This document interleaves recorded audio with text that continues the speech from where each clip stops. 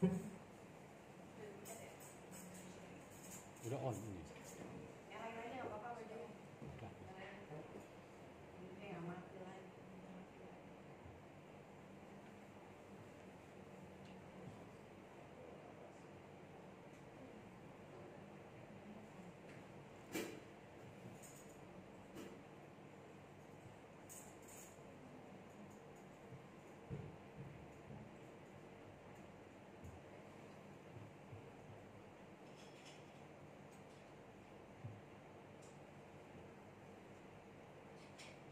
Shalom, Bapak Ibu yang dikasih dalam Tuhan, dimanapun kita berada, kita bersyukur hari ini Tuhan baik dalam kehidupan kita. Kita boleh beribadah kembali kepada Tuhan. Terlebih khusus buat hari ini merupakan hari perayaan Harnas kaum wanita, adalah hari yang spesial bagi kaum wanita. Terima kasih Tuhan sudah memberikan kekuatan, kesehatan buat kita semua. Pada hari ini kita akan mulai kebaktian Harnas kaum wanita pada pagi hari ini. Kita percaya Tuhan ada di tengah-tengah kita. Tuhan akan memberkati kita. Haleluya, haleluya. Kita akan angkat pujian bersamamu Bapa.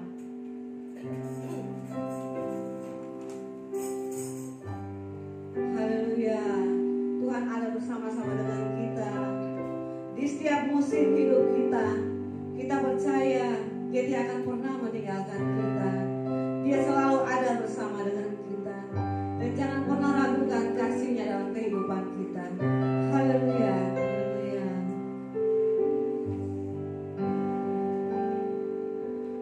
Engkau ada bersamaku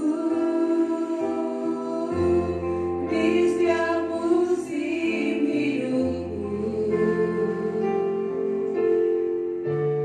Tak pernah Kau biarkan ku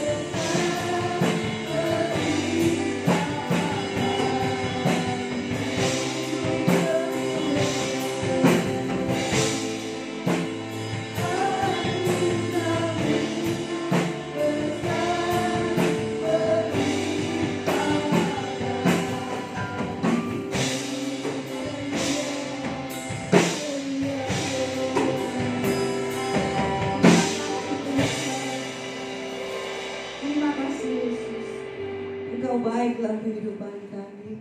Anugerah-Mu besar dalam kehidupan kami. Engkau tidak pernah meninggalkan kami ya Tuhan. Terima kasih ya Bapa. Terima kasih Yesus.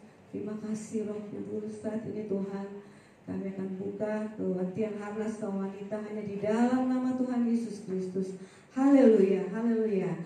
Sama-sama kita katakan amin, amin, haleluya.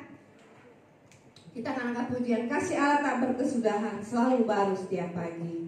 Rahmatnya pun tak pernah berakhir dalam hidup kita. Amin. Haleluya.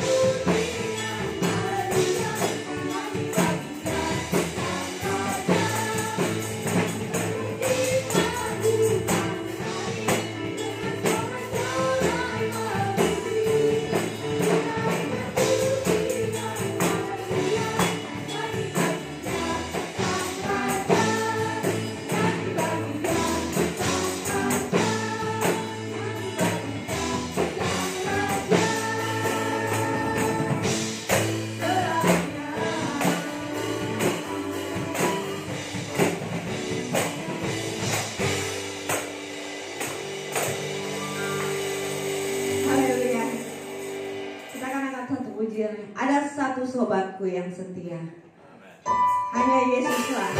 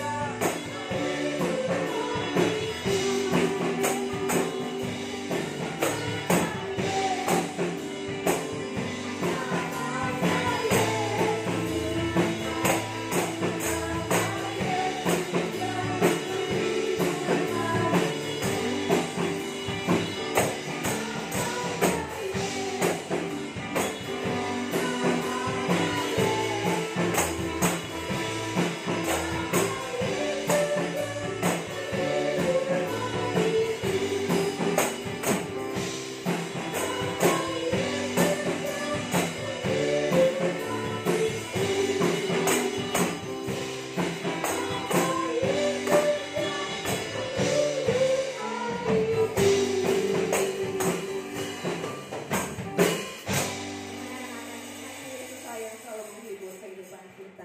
Haleluya. Saat ini kita akan menyampaikan pengumuman. Pengumuman yang pertama, doakan ibadah live streaming dan harnas kaum wanita pada minggu depan. Harnas kaum muda pada tanggal 25 Agustus 2020 jam 10 WIB. Yang kedua, tetap ada doa di rumah masing-masing setiap pagi antara jam 5 sampai jam 7 WIB.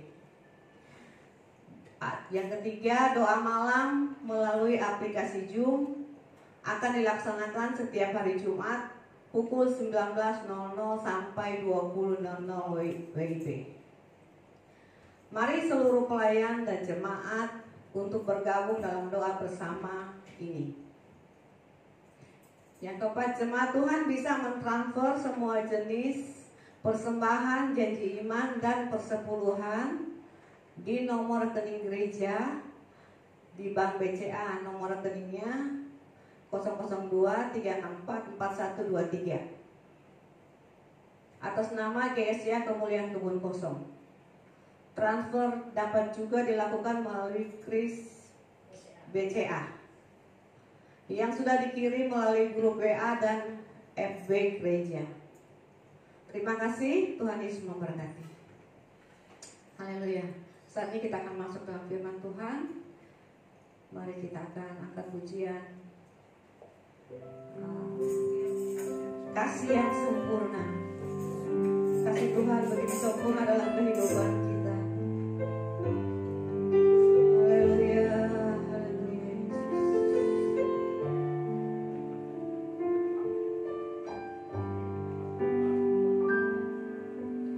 Kasih yang sempurna telah ku terima darimu,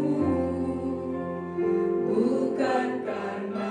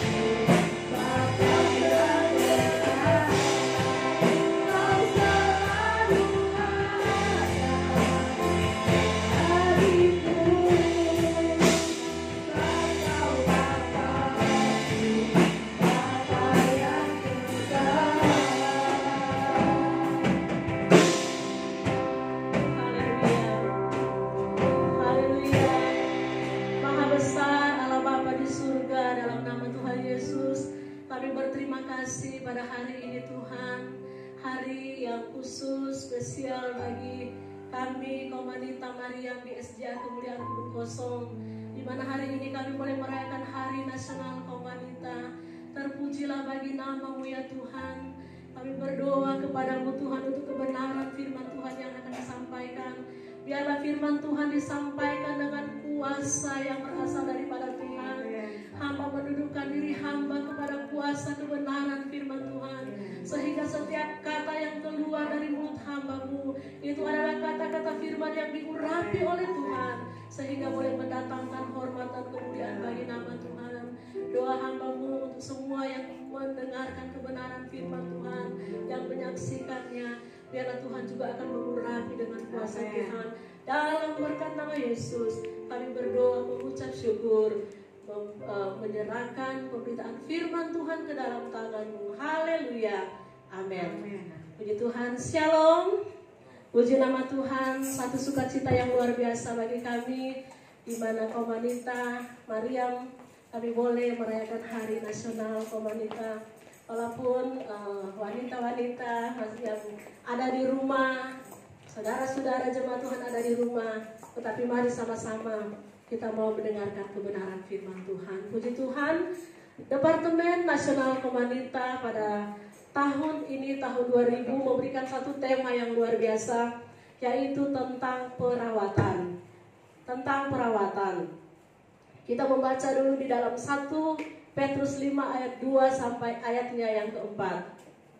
Gembalakanlah kawanan domba Allah yang ada padamu, jangan dengan paksa, tetapi dengan sukarela sesuai dengan kehendak Allah, dan jangan karena mau mencari keuntungan, tetapi pengabdian diri. Ayat 3, janganlah kamu membuat seolah-olah kamu mau memerintah atas mereka yang dipercayakan kepadamu, tetapi hendaklah kamu menjadi teladan bagi kawanan domba itu.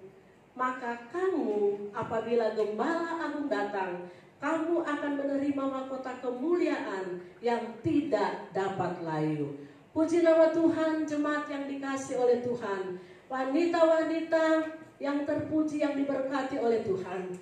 Tindakan perawatan yang dimaksud di sini agar bayi-bayi rohani yang baru dilahirkan atau orang-orang percaya yang baru menerima Tuhan Yesus sebagai Tuhan dan Juru Selamat mereka akan terawat dengan baik, sehingga akhirnya mereka menjadi serupa dengan Allah yang dahulu kita melihat ya telah dirusak oleh dosa secara berangsur-angsur ya, secara berangsur-angsur dipulihkan menjadi utuh kembali, yaitu mereka akan menjadi serupa dan segambar dengan anaknya Yesus Kristus. Itu bisa kita baca di dalam Roma 8 ayat 28 sampai 30. Karena Yesus Kristus adalah gambar wujud Allah yang tak kelihatan.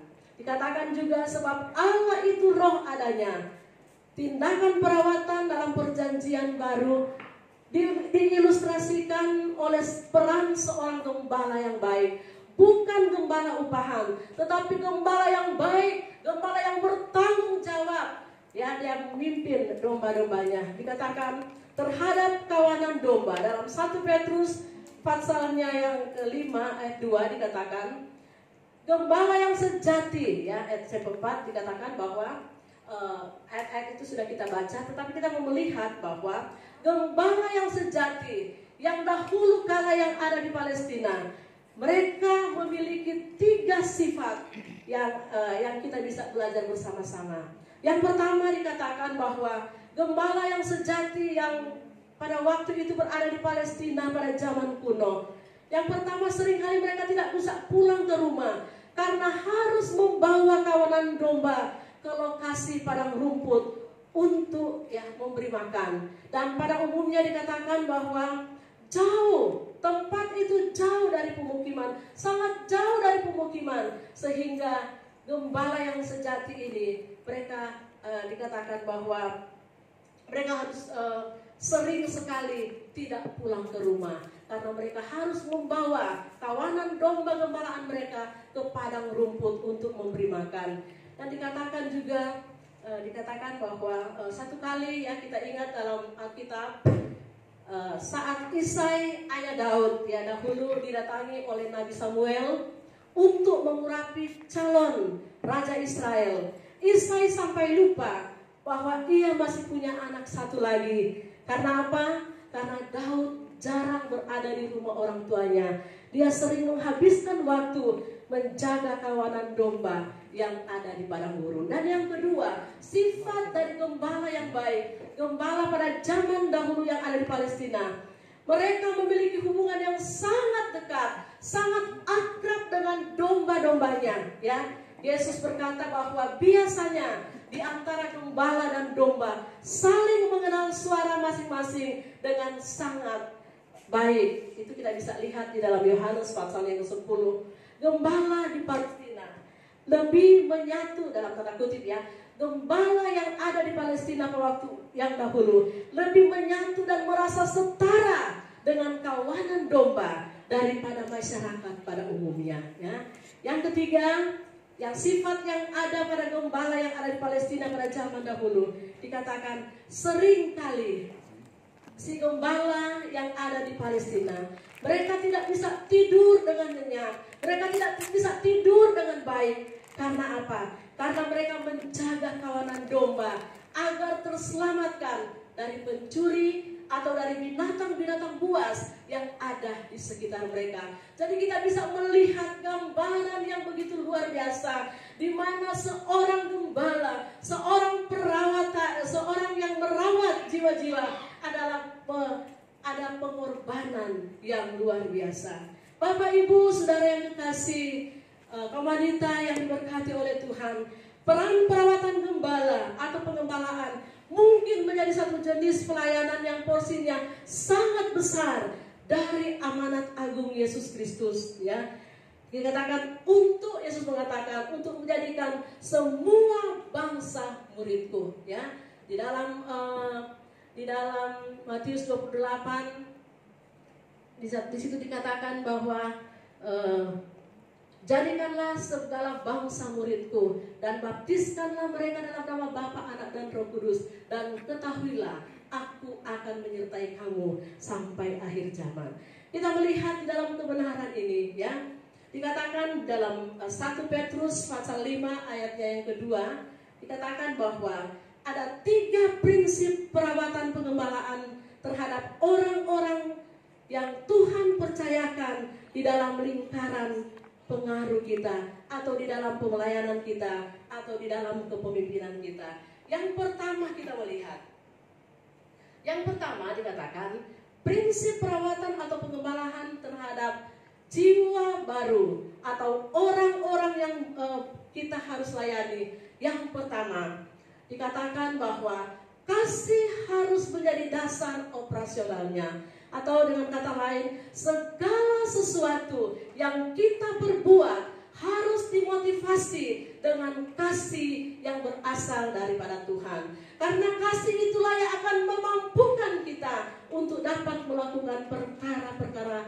yang ajaib bersama dengan Tuhan. Ayat 2, gembalakanlah kawanan domba Allah yang ada padamu, jangan dengan paksa, dengan sukarela sesuai dengan kehendak Allah, dan jangan karena mau mencari keuntungan, tetapi dengan pengabdian diri. Bapak Ibu yang dikasih oleh Tuhan, dikatakan bahwa domba adalah binatang yang lemah, bodoh, dan mudah sekali mengalami stres ya. Karena itu kalau seorang gembala akan mendekati dia, harus mendekati dengan kasih. Seperti tadi kita sudah lihat bahwa seorang gembala itu berkorban dengan luar biasa. Dia rela meninggalkan keluarganya, rela tidak tidur nyenyak, rela setara dengan domba-domba karena begitu mengasihi domba. Dengan makanya dikatakan di sini bahwa kita harus melakukannya dengan penuh kasih. Bayi-bayi rohani ya memang belum sempurna dan mungkin saja di dalam pertumbuhan mereka lebih lambat ya. Di dalam pertumbuhan mereka lebih lambat ya. Karena itu janganlah kita cepat menjadi marah, janganlah kita cepat menjadi jengkel, dan semangat ya pendekatan kita maksudnya begini, jangan pendekatan kita terhadap jiwa-jiwa baru yang baru datang kepada Tuhan, kepada orang-orang percaya yang mau datang kepada Tuhan. Jangan kita mendekati mereka dengan kita menghakimi, menghukum, menghancurkan, membiarkan, atau pilih kasih. Namun lebih bersifat kita harus menghargai mereka, menasehati dengan kasih, memulihkan mereka, memberi mereka kekuatan, melindungi dan menenangkan mereka, dan serta mau belajar menumbuhkan iman percaya mereka kepada Tuhan. Di sini kita melihat ya, kita tidak boleh membiarkan jemaat-jemaat yang baru, orang-orang yang baru mengenal Tuhan Yesus sebagai Tuhan dan Juru Selamat pribadi mereka tercerai-berai ya. Mereka tercerai-berai. Mereka berserakan sehingga menjadi santapan yang empuk bagi binatang-binatang hutan. Atau firman Tuhan mengatakan, iblis bagaikan singa yang mengaum-aum mencari orang yang dapat ditelannya. Tetapi lawanlah dia dengan iman yang kuat. Maka di dalam perawatan kita, di dalam pelayanan kita, kita mengasihi jiwa-jiwa yang baru. Untuk itu dikatakan kita menuntun mereka, kita mengasihi mereka. Dikatakan bahwa dalam pendekatan kita mau mengasihi mereka. Ya, karena apa? Karena kasih akan memproduksi kesabaran dalam diri kita sebagai pelayan-pelayan Tuhan.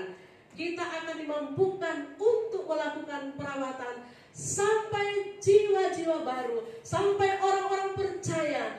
Ya, dikatakan mereka kita rawat untuk mencapai kedewasaan penuh di dalam kehidupan mereka, sehingga mereka juga bukan hanya menjadi bayi-bayi rohani terus, tetapi mereka juga akan melayani Tuhan. Mereka juga akan merawat jiwa-jiwa yang baru yang akan datang, melipat gandakan sehingga kerajaan Allah lebih diperluas di muka bumi ini.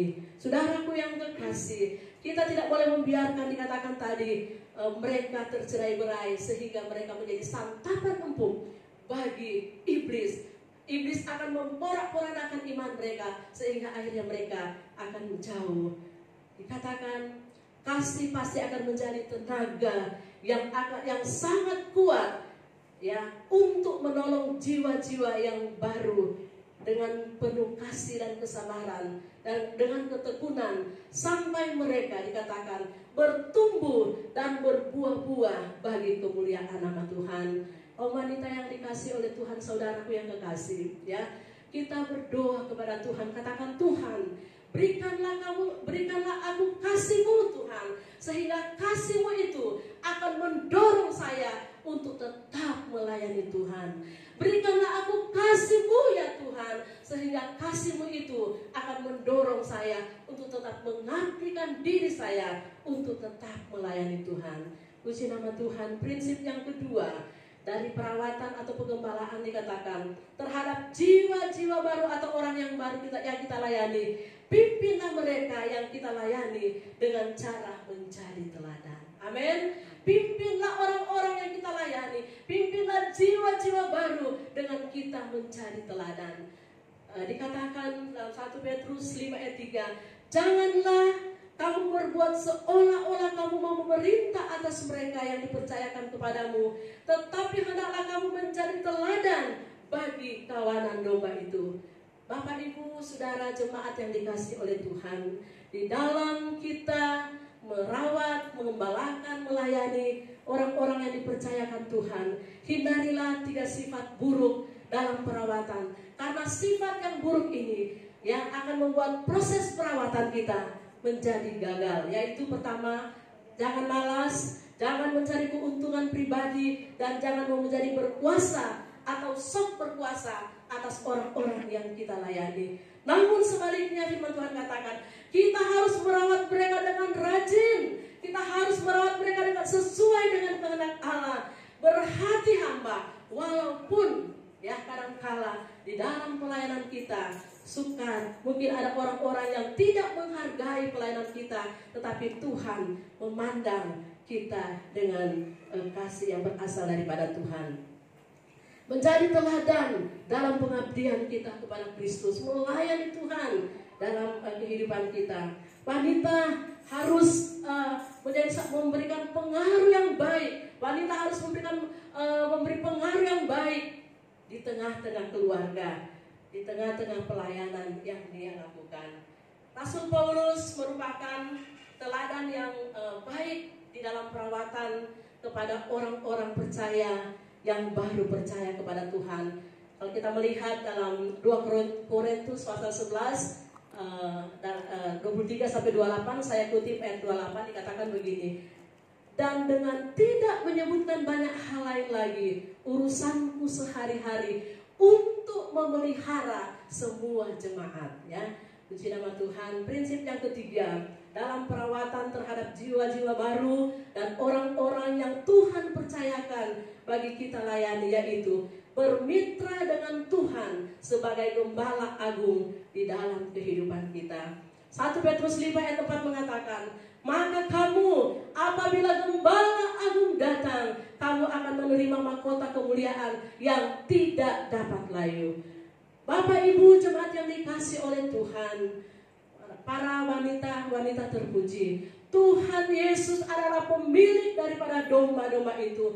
Kita adalah hamba atau kita adalah perwakilan Allah. Sebab itu kita tidak boleh merasa bahwa kita bisa memperlakukan para domba-domba atau memperlakukan jiwa-jiwa yang Tuhan percayakan untuk kita layani. Dikatakan kita tidak bisa memperlakukan mereka dengan apa? Orang Jakarta bilang semau gue, ya. Tetapi firman Tuhan katakan bagaimanapun juga pada akhirnya kita sebagai hamba-hamba Tuhan, sebagai pelayan-pelayan, sebagai pelayan-pelayan di komunitas, di gereja, dikatakan satu kali kelak, dikatakan bahwa kita harus mempertanggungjawabkan apa yang sudah kita kerjakan, apa yang sudah kita lakukan kepada jiwa-jiwa, kepada orang-orang yang Tuhan percayakan kepada kita, kepada kita. Dan dikatakan bahwa orang-orang yang ada di bawah perawatan kita, kepada Dia atau kepada Tuhan sang pemilik seluruh domba itu, kepada Dia, kepada Tuhan yang pemilik jiwa-jiwa itu. Namun menyadari bahwa sang gembala agung itu adalah pemimpin sejati untuk seluruh domba-dombanya, maka pastilah gembala agung itu tidak rela kalau domba-dombanya itu tidak terawat dengan baik dan benar. Sebab itu, jika kita merasa tidak sanggup untuk melakukan perawatan dengan baik dan benar, jangan khawatir.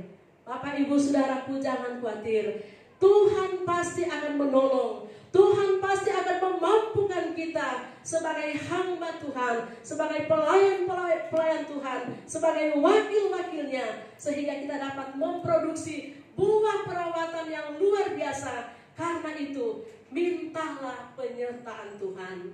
Karena itu dikatakan, mintalah kuasa daripada Tuhan. Kita minta kuasa Roh Kudus yang akan mendampingi kita di dalam pelayanan kita. Karena sesungguhnya dikatakan bahwa dalam Yohanes 4 ayat 16, Yesus berdoa, Yesus meminta kepada Bapa. Dia berkata, aku akan meminta kepada Bapa supaya Ia akan memberikan kamu seorang penolong yang lain untuk menyertai kamu selama-lamanya. Dikatakan bahwa Yesus meminta kepada Bapa untuk memberikan kepada kita penghibur, yaitu kuasa Roh Kudus. Roh Kudus akan memampukan kita. Roh Kudus akan memberikan kita keberanian untuk memberitakan firman. Roh Kudus akan mendampingi kita, menolong kita. Saudaraku yang kekasih, di dalam Yesus menyebut Roh Kudus itu sebagai penolong. Yesus menyebut Roh Kudus sebagai penolong. Kata ini diterjemahkan dari kata Yunani, yaitu Parakletos, ya. Roh Kudus diterjemahkan dalam bahasa Yunani atau bahasa Alkitab itu Parakletos. Secara harafiah artinya, Parakletos itu artinya seorang yang dipanggil untuk menampingi agar dapat menolong. Sekali lagi, Roh Kudus atau Parakletos dikatakan seseorang yang dipanggil, ya, untuk dikatakan seseorang yang dipanggil untuk mendampingi dan agar dapat menolong. Luar biasa. Makanya Yesus berkata, aku akan meminta kepada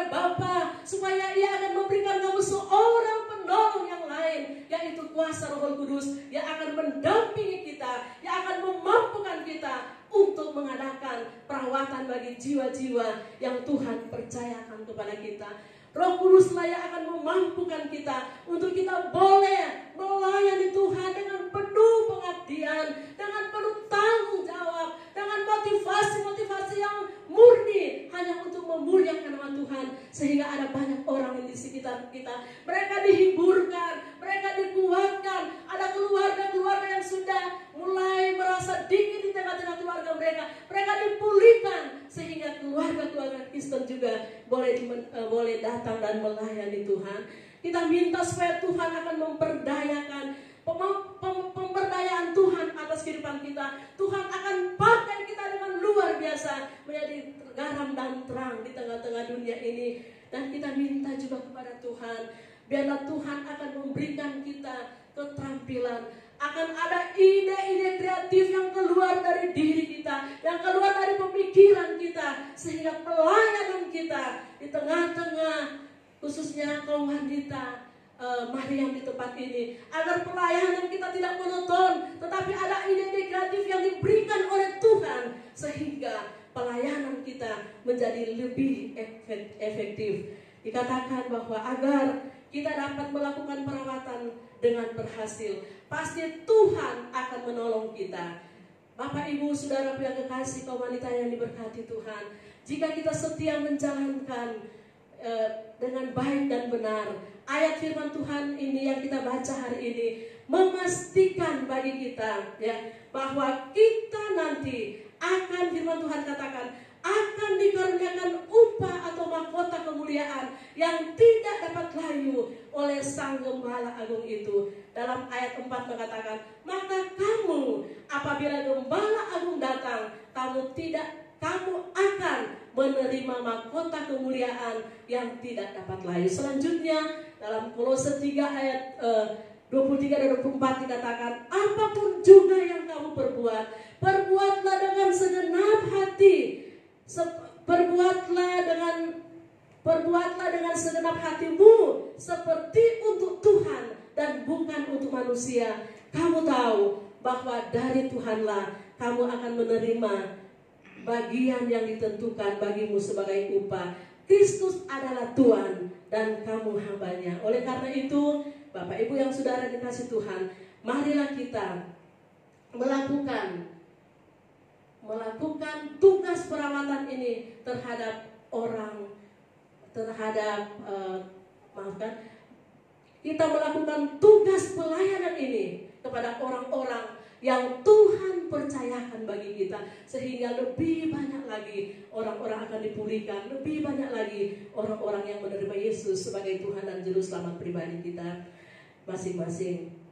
Pastikan bahwa setiap orang yang dipercayakan Tuhan dalam pelayanan kita untuk dirawat dengan baik, termasuk semua anggota keluarga kita, mereka terpelihara dengan baik, sehingga ketika kalau ada di antara keluarga kita yang belum mengenal Tuhan, oleh anugerah Tuhan mereka juga boleh mengenal Tuhan. Katakan termasuk seluruh anggota rumah tangga kita, mereka dirawat dengan baik, sehingga ketika Sang Gembala Agung datang, Dia akan berkenan atas pelayanan perawatan kita. Marilah, pertama-tama saya menghimbau kepada kaum wanita GSCA Maryam di tempat ini. Marilah kita bukan saja sanggup melahirkan calon-calon generasi terpuji, tetapi dikatakan kita juga dapat merawat generasi yang terpuji untuk terwujud secara sempurna. Saya mau ulangi sekali lagi. Marilah kita sebagai jemaat Tuhan, sebagai orang-orang percaya, dikatakan kita bukan saja sanggup melahirkan calon-calon generasi terpuji, tetapi kita juga dapat merawat generasi terpuji sehingga terwujud secara sempurna. Dalam perawatan ini, apa tugas perawatan ini? Tujuan perawatan ini dikatakan supaya murid-murid Kristus yang bertumbuh dewasa dapat melakukan kebenaran firman Tuhan. Amin. Puji Tuhan.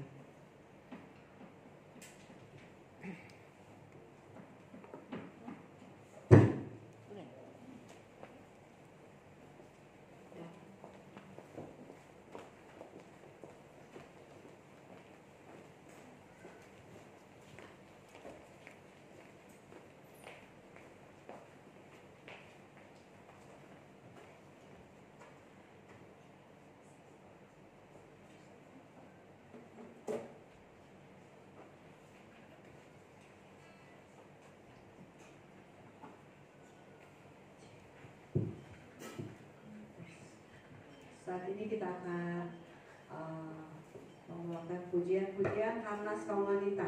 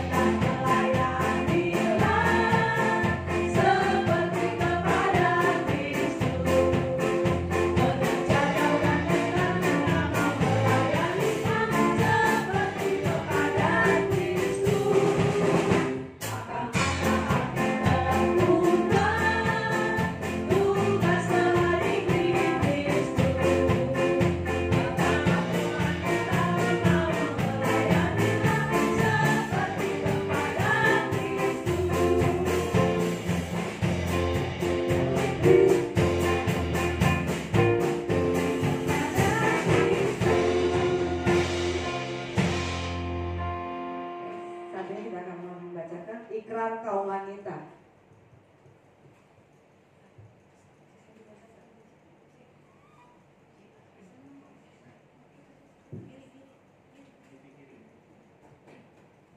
Ikrar kaum wanita Gereja Sidang Jemaat Allah. Hati yang terbuka. Terbuka untuk terima roh doa syafaat. Terbuka kepada seruan orang yang membutuhkan pertolongan. Terbuka untuk menolong pekerjaan Tuhan, baik di tempat sendiri maupun di tempat lain. Warna-warna. 1. Merah. Mengingatkan kita tentang korban Yesus Kristus di kayu salib untuk keselamatan manusia. Sebab inilah darahku, darah perjanjian, yang ditumpahkan bagi banyak orang untuk pengampunan dosa. Matius 26 ayat 28. Putih. Mengingatkan kita tentang kesucian. Tetapi hendaklah kamu menjadi kudus di dalam seluruh hidupmu, sama seperti Dia yang kudus, yang telah memanggil kamu. Sebab ada tertulis, kuduslah kamu sebab kamu kudus. 1 Petrus 1 ayat 15 sampai 16. Ayat emas. Segala sesuatu yang dijumpai di tanganmu untuk dikerjakan, kerjakanlah itu sekuat tenaga. Pengkhotbah 9 ayat 10a. Semboyan. Kita melayani seperti kepada Kristus. Maksud kaum wanita. 1. Untuk memenangkan wanita-wanita yang ada di sekitar